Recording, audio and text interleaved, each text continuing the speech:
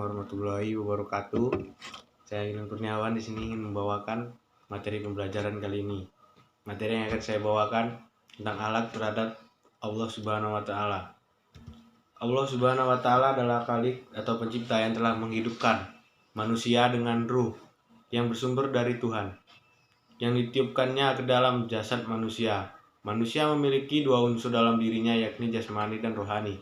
Selain itu, manusia juga diberi Allah beberapa potensi seperti fitrah, akal, wahyu, dan juga nafsu untuk melengkapi manusia menjadi makhluk yang takwim atau sempurna. Pernyataan di atas menjadi dasar yang kuat agar manusia sebagai hambanya menjaga hubungan baik kepada pemberi potensi tersebut, yakni Allah Subhanahu wa taala. Allah memberi kekayaan potensi, maka manusia membalas pemberian tersebut. Inilah yang disebut dengan akhlak terhadap Allah.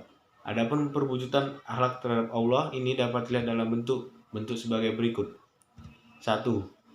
Beriman, yakni meyakini secara mutlak akan keberadaan Allah Subhanahu wa taala.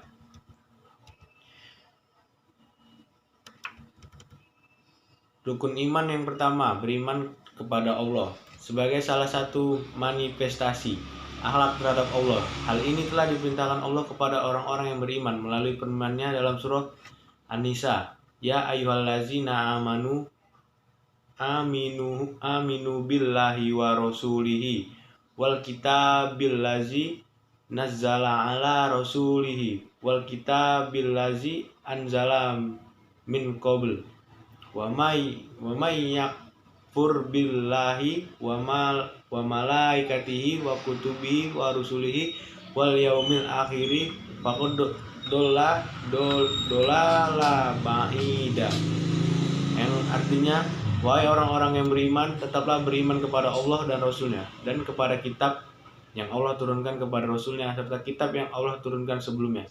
Barang siapa yang kafir kepada Allah, malaikat-malaikatnya, kitab-kitabnya, rasul-rasulnya, dan hari akhir, maka sesungguhnya orang itu telah sesat sejauh-jauhnya. Beriman kepada Allah telah diperintahkan kepada manusia dengan tujuan agar mereka tidak mengalami kesesatan yang jauh. Bertakwa, secara sederhana takwa diartikan dengan takut untuk meninggalkan segala perintah Allah dan takut melaksanakan segala larangannya. Pertanyaan ini dapat dijawab dengan memperhatikan firman Allah dalam surah Al-Baqarah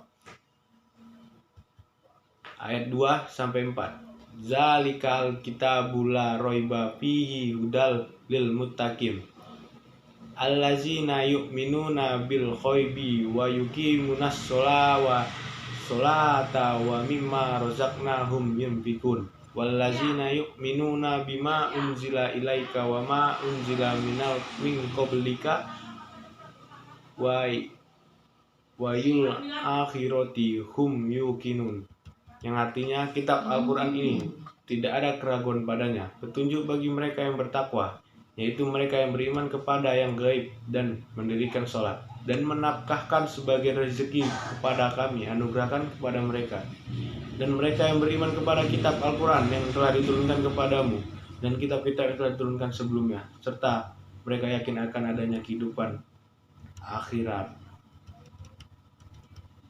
Syukur atas nikmat yang telah diperoleh. Syukur nikmat merupakan menginvestasi akhlak terhadap Allah, karena manusia tidak akan pernah mengupat atau marah pada Allah atas segala apapun yang diperolehnya dari hasil usahanya, meskipun jauh dari yang diharapkan.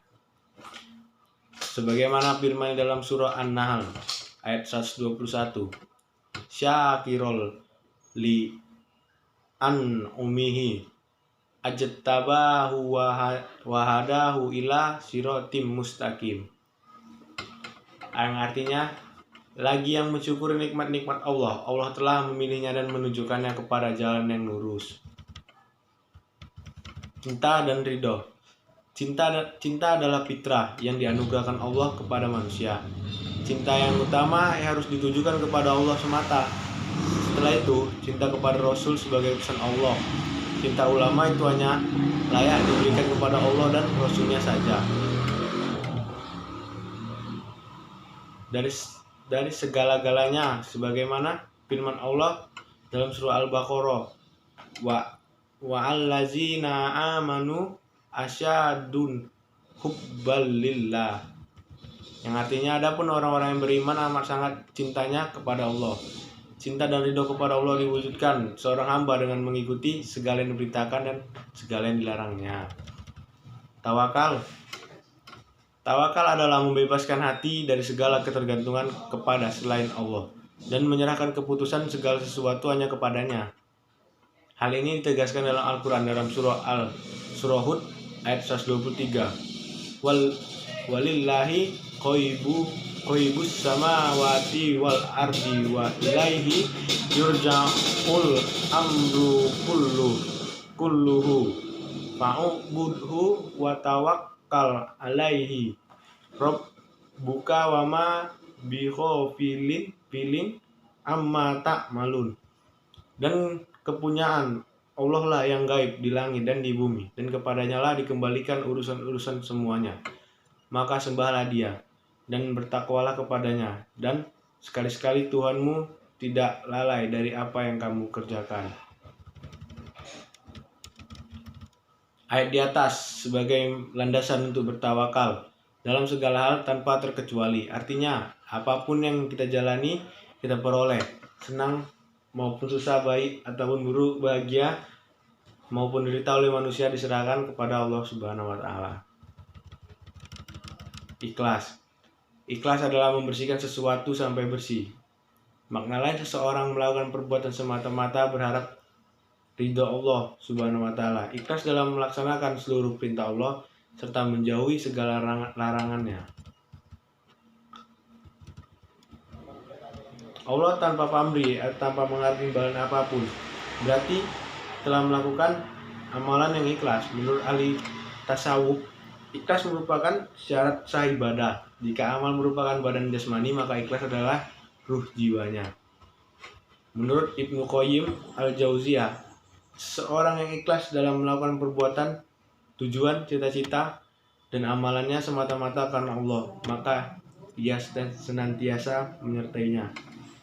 Dari penjelasan tadi dapat kita simpulkan bahwa makna berakhlak kepada Allah Subhanahu wa Ta'ala yaitu menyerahkan segala urusan kepada Allah, ikhlas dalam beribadah maupun dalam beramal tanpa mengharap imbalan, dan memberikan cinta dan ridho kepada Allah Subhanahu wa Ta'ala, dan jangan lupa meninggalkan larang-larangan Allah dan mengerjakan perintahnya.